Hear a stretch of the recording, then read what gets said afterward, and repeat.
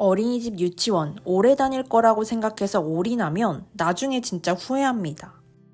어린이집 교사, 유치원 교사가 아이들 돌보는 일이고 자격증만 취득하면 나이가 들어서도 아이 키우면서도 할 수 있다고 생각하지만 간과한 부분이 있어 알려드리려고 합니다.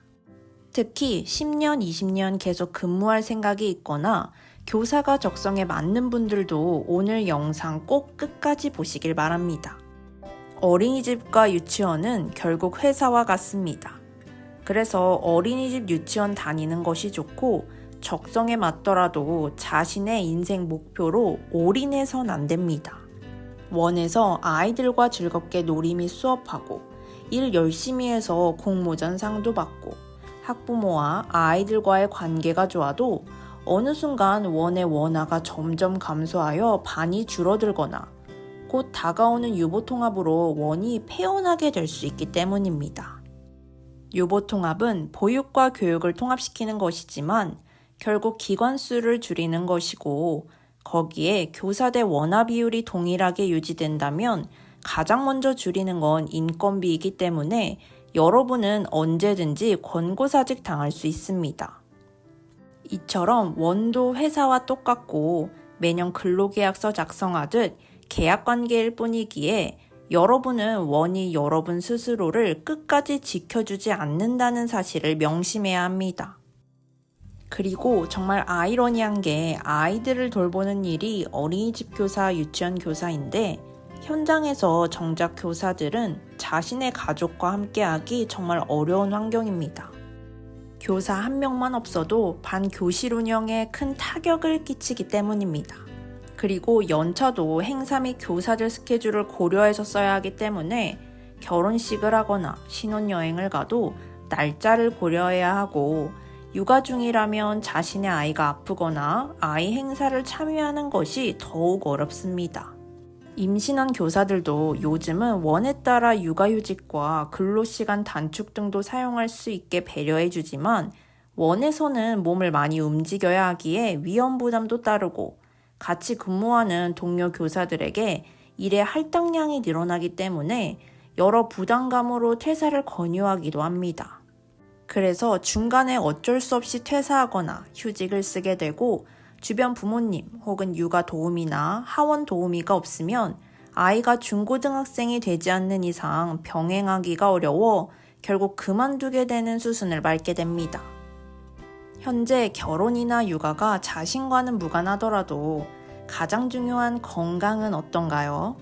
아이들을 위해서 열심히 놀이 및 수업 준비하고 주제마다 만들기나 재료들을 제공하고 교사라면 당연히 해야 할 일이지만 일과를 보내다 보면 아이들 부름에 앉았다 일어났다 반복하며 무릎은 아파오고 자료실을 정리하면서 무거운 짐을 옮기다 허리를 삐끗하기 일쑤입니다.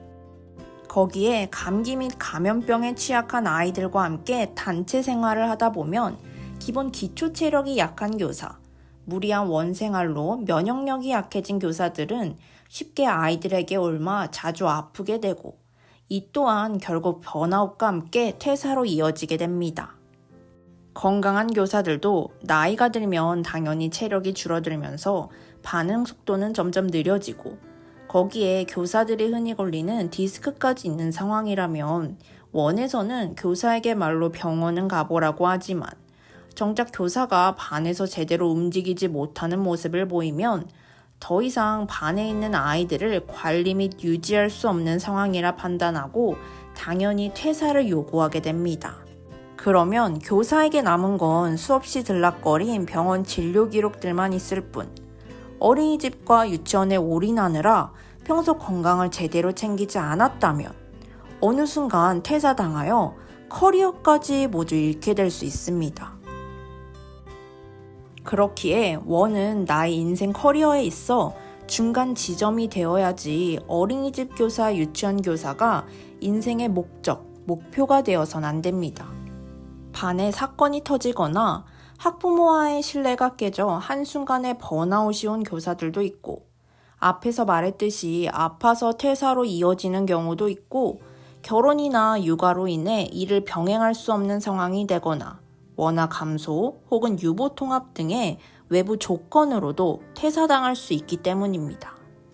원장이 되어도 앞으로 다가올 원화 감소와 유보 통합에 대비해야 하기에 그 이후의 삶을 반드시 꼭 준비해야 합니다. 하지만 각자마다의 위치와 상황이 있기에 선택도 그리고 이 같은 사실을 받아들이는 것도 스스로에게 있습니다. 어린이집 교사, 유치원 교사를 선택한 분들은 자신이 다니는 원의 환경과 교사의 현실적인 부분의 차이가 어떻든 간에 현장에서는 자신이 택한 일이기에 아이들과 즐겁게 놀이 및 수업하면서 일과를 보내야 합니다. 그리고 적성에 맞다면 너무도 다행이지만 당연히 적성에 맞지 않아도 버티며 다니는 분들도 있다는 것도 알고 있습니다. 그러면 최소 불평불만하거나 즐겁게 일하고 있는 주변 교사들과 아이들에게 영향을 미치게 해선 안 됩니다. 현장에서 아이들과 함께해도 다양한 분들도 많고 원 환경도 천차만별이어서 저도 놀랐지만 결국 자신의 삶에서 변화를 만들어갈 수 있는 건 스스로 나 자신뿐입니다. 여러분은 현재 일을 어떤 마음으로 일하고 계신가요? 어린이집 교사, 유치원 교사가 아니라 저처럼 퇴사 후 새로운 길을 택한 분들 혹은 앞으로 새로운 인생을 준비해야겠다고 생각하는 분들은 교사 때 쏟았던 열정들을 이젠 자신이 좋아하고 하고 싶은 일들에 쏟아 남은 인생을 모두 즐겁게 살길 바랍니다. 오늘도 영상 시청해주셔서 감사합니다.